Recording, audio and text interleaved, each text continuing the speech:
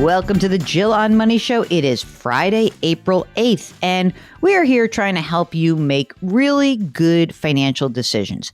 And when I say good ones, it's really predicated on what you want to do. So the financial decisions are about making sure that you can take a step towards something in your life that you want to achieve.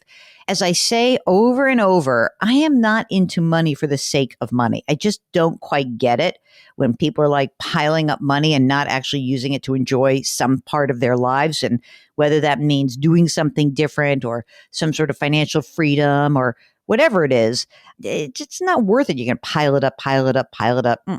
You know, use your money to do something good with your life, something important that you feel good about, and let us help you get there. You tell us what that good thing is, we'll help you get there. Promise. We really will. That's what we try to do every single day. All right. So, Mark, I'm going to do some emails today because I presume they're kind of piling up. This one I love. Here's the subject: how to get out of a timeshare. Good luck with this one. I've been involved in some timeshares. Not myself, but my father bought one in Mexico once. He had to die so that we could get rid of it, by the way, which is not the best answer to your question, Judith. Judith has owned a timeshare for 19 years. She paid cash for it. And she said she's faithfully paid her maintenance dues. And she says, I'm 81. Oh, no. She was recently diagnosed with leukemia, can no longer pay her dues. She said, I don't want it anymore. It's in Missouri. The state laws are that when you buy a timeshare there, you are a property owner. And my kids don't want it either after I die. I called the resort. I explained it. They've got no take back program. It has already gone into a collection agency, then will go into foreclosure. I offered to give it to them in lieu of the expense of their legal fees. They said no. I'd like to get rid of this before I die. Is there any way I can get rid of it without having to pay anything out of pocket? I've advertised it for sale for $1. There's no luck there. Thank you for any ideas and help. Mark, any ideas? I don't know if you're going to get rid of this. There are some companies that are trying to do it. I just don't know if it's worth it even to do that. Timeshares are not great investments when it comes to this particular kind of issue. I'm sorry. I don't have a great idea. Maybe our community it is. So guys, if you're listening and someone has had a good experience here, please let us know. All right. This is Stephen wants to know subject, I-bonds versus the 529 plan. All right, here we go. He says, hi, Jill and Mark. I love the show. Jill on Money podcast and a mug of coffee are a fixture of my morning commute. Here's the question. We have a 529 for our oldest daughter who's in 10th grade, and it's currently invested in a target-based fund with a large investment company, Vanguard. The current allocation, 22% equities, 53% bonds, 25% cash. It earned 4% last year. It's down 4% this year. I think we've got enough to cover the anticipated cost of her education, but I don't want to over contribute. What are your thoughts about shifting her current 529 contributions to I-bonds? I-bonds currently earning higher rate than her target fund, and interest earned is tax-free to use for education. I'm in. I love this idea. If you want to reduce some of your stress around the loss of this fund, you may want to just shift some of the bond money into cash that's already in there, just to give yourself some peace of mind. Because we're going to need the money in 2 years. So, but new money going into the I-bonds, I like it. I like it. Darren writes that he filed for bankruptcy 20 years ago, and he hasn't had a line of credit since, meaning I guess he hasn't applied for credit since. He said he landed a good job after the pandemic. He's making $66,000 a year, and he wants to soon be able to buy a house. My children are all grown and few expenses, but when I apply for a credit card to try and rebuild my credit, I get denied for no credit experience. How do I get my credit score to go above 0 when no one will give me credit? You start, Darren, with a secured credit card. That's where you start. It's almost like a prepaid credit card. Think about that. That's what a secured credit card is. You put, say, $500 down, okay? And you then charge $500, it gets paid off. And then they increase it a little bit and you go from there. But that's your gateway to getting and rebuilding your credit. And I think that's what you start with. Don't be in a rush to buy a house. Maybe you don't need to. Maybe it's just fine for you to rent. Renting is good as you rebuild. So let's see how that goes. Julie says, assuming we've got plenty of cash to pay taxes, should we convert as much as we can from a traditional IRA to a Roth IRA? We are worried about our high required minimum distributions later on. We're 55 now. Is there a reason not to do it or a point when we stop doing it? Mark, is there a reason not to do it? I guess if you're going up into a very high tax bracket by doing it. But if you've got plenty of cash to pay the tax, and you want to start whittling it down, yeah, I would start to do that. You've got 15 years, maybe longer, because maybe this new addendum to the Secure Act is going to happen. We'll see. Given that you have, let's say, 15 years at least until you claim Social Security, assuming you're waiting till 70, this is the time to do it.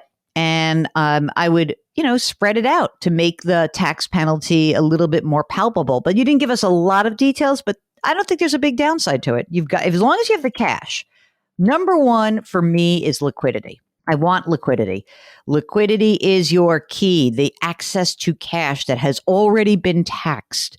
That is a key to making so many of these financial moves possible. Okay.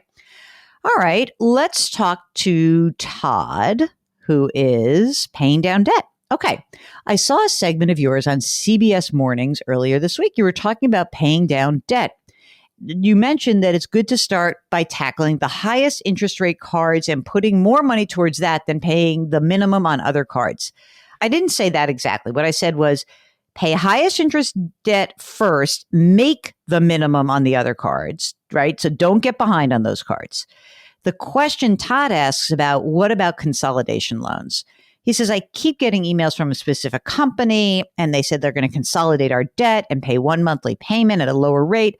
Are they a good idea? Are there companies that are more reputable than others in your eyes? Todd, I am not a fan of these companies. If you want to try to get your interest rate down, call your outstanding loan providers and ask them to lower the rate and see if you can do this. I mean, most of the time, you're just better off doing it yourself. And I generally think that you're better off managing this than you think. So if you want to follow up with us with an additional, here are more details about what's going on, then we can kind of run the numbers with you. All right. Okay. Mary writes, hi, I'm working on a household budget worksheet for retirement.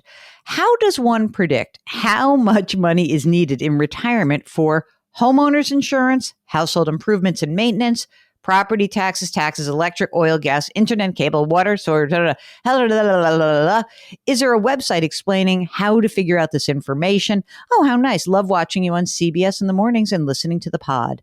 Thank you, Mary. I think I think that Mary might be overthinking this a little bit, although I love her, her energy in being able to direct this. But here's how I think about it. What are you spending now, Mary? Look at that. And then you tell me what's going away in retirement. That's the easier way to do it. It's like the little shortcut. So let's pretend that you are spending $5,000 a month on various things, all that stuff. Okay. And you say, in retirement, what am I not going to have to pay for? And it looks to me, out of all those things, maybe there are some work-related things that are in there. But maybe your healthcare is going to be more expensive because as you get older, your healthcare costs more. That's kind of how I look at it. In general, I like to say to people, try to just count on spending the same amount of money that you're spending today during retirement, unless you're going to make some substantial changes. Maybe you're going to move from a high tax state to a low cost state. Maybe you're going to really reduce the footprint of your living space, right? I'm going from a 3,500 square foot house to a 1,200 square foot apartment. Like, unless there's something big like that, I would just use what you're spending now. Oh, Mark, I forgot to tell you, I read this wild article just speaking about downsizing. You should look it up. It's in the New Yorker. It's about a retirement community, a 55 plus community in Florida that's called Latitudes Margaritaville. It's like Jimmy Buffett developed it with some private equity guys. And it's essentially a bunch of 55-year-olds who are living their best lives like their old college years in Florida. The funny part about it, they keep citing so many people who are in the article, like people who are doing different things and where they came from. I cannot tell you how many people are like, I'm a retired teacher. I'm a retired policeman from New York, from New Jersey, from this place, from these high tax states. And they all say, well, we moved away from these high tax states and now can live in a low tax state like Florida, except the whole high tax state, that system is part of the system that gave you the ability to have these big pensions.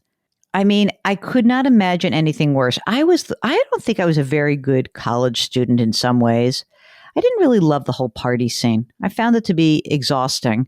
As you know, Mark, I've been an early riser my whole life. As a result, the whole party scene of college is just nothing that I want to relive. You know when I was happiest? In a single. When I lived, my poor best friend Deborah and I had to get divorced after living together for a semester because we drove each other crazy. Thank God she's still one of my besties. But we did have to break up because we didn't live very well together. We both got singles and I think we were both much happier for it. Anyway, count on the same expenses going forward, Mary. And the only thing that I really think is big that you're not doing is saving for retirement. That's really the biggest thing. Beyond that, I don't know if you're going to do much different. All right, I think that's it. That's our Friday show. So on Fridays, we do some business. So let's do some business first. Our music is composed by Joel Goodman. Mark Talercio is our executive producer, and we are distributed by Cadence 13. A couple of things that we would ask you to do. You should sign up for our free weekly newsletter. Comes out every Friday. Mark does a great job on that. So today you would be getting it if you were signing up for it. Leave us a rating and a review, please. It would make us feel so happy. That would be your one thing. When I ask you to do something nice for someone else today, if you leave a rating or review on Apple for this podcast, you're off the hook for the day. Grit, growth, grace. Thank you for listening, and we'll talk to you tomorrow.